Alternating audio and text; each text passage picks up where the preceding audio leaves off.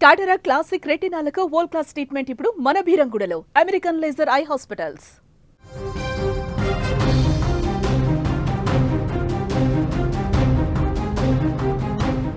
మరో breaking news చూస్తున్నాం. కెనడాలో ఇండియా సినిమాపై దాడులు జరిగాయి. వారంలో 2 సార్లు దాడులు జరిగాయి. గతంలో ఇండియా సినిమా ఆడుతున్న థియేటర్ కు నిప్పు పెట్టారు దుండగులు. తాజాగా కాల్పులకు తెగబడ్డారు నిందితులు. దీంతో సినిమాలు నిలిపివేసింది యాజమాన్యం. అదే థియేటర్లో ఓజీ కాంతారా చాప్టర్ 1 రన్ అవుతున్నట్లుగా కూడా తెలుస్తోంది. దాడుల వెనుక ఖలిస్తాన్ ఉగ్రవాదుల హస్తం ఉన్నట్టుగా కూడా అనుమానాలు వ్యక్తమవుతున్నాయి. ఓవర్సీస్ లో సౌత్ సినిమాలకు ఆదరణ పెరిగిపోతుందని చెప్పుకోవచ్చు. బాలీవుడ్ సినిమాలను కాదని అక్కడి ప్రేక్షకులు మన సినిమాలను చూడటానికి ఆసక్తి చూపిస్తూ ఉంటారు. ముఖ్యంగా యుఎస్, కెనడాలో $1 మిలియన్ ను మన మూవీస్ అక్కడ రాబడుతూ ఉండడంతో మేకర్స్ కాస్త ఊపిరి పీల్చుకుంటున్నారు.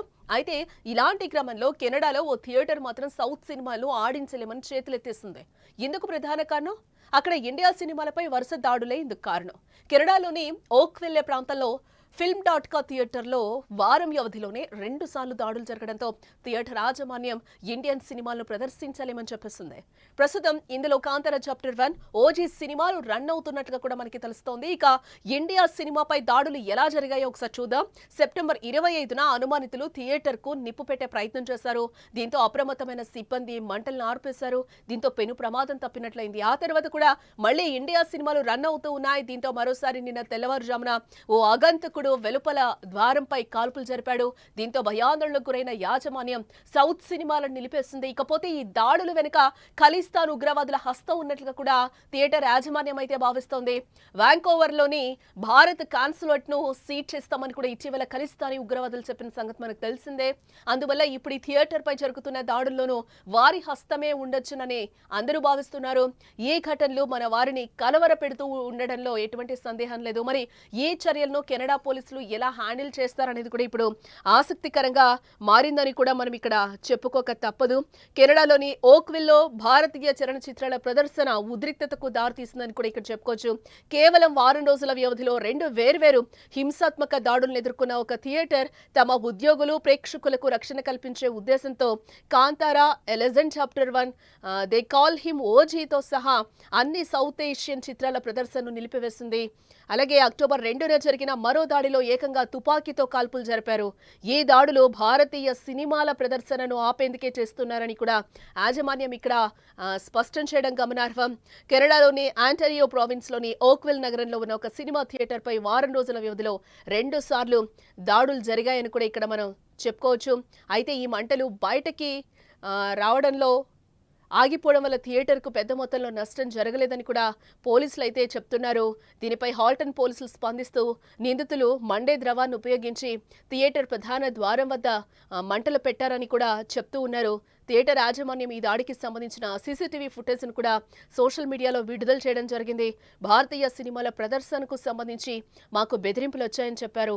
అలాగే దాడి జరగడం కూడా ఇదే తొలిసారి ఏం కాదని కూడా చెప్తూ ఉన్నారు యాజమాన్యం. ఇవి పునరావృత చర్యలు కలవరపెడుతున్నప్పటికీ కూడా తమ కమ్యూనిటీతో కలిసి సినిమాలు ఆస్వాదించడానికి సురక్షితమైన, స్వాగతించే వాతావరణాన్ని అందించకుండా మమ్మల్ని నిరోధించలేవని థియేటర్ యాజమాన్యం కూడా ఇక్కడ ప్రకటించడం జరిగింది. పోలీసులు ఈ దాడులకు గల కారణాలను అధికారికంగా ప్రకటించినప్పటికీ ఈ విధ్వంసకర చర్యల వెనుక ఖలిస్తాన్ తీవ్రవాద హస్తం ఉండొచ్చని కూడా అనుమానిస్తూ ఉన్నారు. ఆర్సన్ దాడికి కొన్ని గంటల ముందు ఫిలిం.ca విడుదల చేసిన భద్రతా ఫుటేజ్ లో కొన్ని అనుమానాస్పద కదలికలు నమోదయ్యాయి. తెల్లవారుజామున 2 గంటల ప్రాంతంలో బూడిద రంగు ఎస్యూవీ థియేటర్ పార్కింగ్లోకి రాగా ముసుగు ధరించిన వ్యక్తి థియేటర్ ప్రవేశ ద్వారం వద్ద పరిశీలించి తిరిగి వెళ్లిపోవడం జరిగింది. అదే వాహనం ఉదయం 5 గంటలలోపు మరో 2 సార్లు తిరిగి వచ్చినట్లుగా కూడా చెప్తూ ఉన్నారు. ఆ తర్వాత 5:15 తెల్లటి ఎస్యూవీ కనిపించిందని కూడా అంటున్నారు. అప్పుడే ఇద్దరు వ్యక్తులు ఎరుపు రంగు క్యాన్లలోని ద్రవాన్ని పోసి అగ్గిపెట్టెతో నిప్పంటించడం కూడా ఇప్పుడు కెమెరాలో రికార్డ్ అయింది. అలాగే పోలీసులు మొదటి నిందితుడిని నలుపు ప్యాంట్, అలాగే నలుపు హుడీ, ముదురు రంగు హైటాప్ షూస్, గ్లౌజులు, మెడికల్ మాస్క్ ధరించిన శ్వేత జాతీయుడిగా కూడా చెప్తూ ఉన్నారు. రెండో వ్యక్తి నలుపు ప్యాంట్, అలాగే నలుపు హుడీ, తెలుపు స్లిపాన్లు, అలాగే తెలుపు సాక్స్, గ్లౌజులు, మెడికల్ మాస్క్ ధరించాడని, చేతిలో సెల్ ఫోన్ ఉందని వివరించాడు.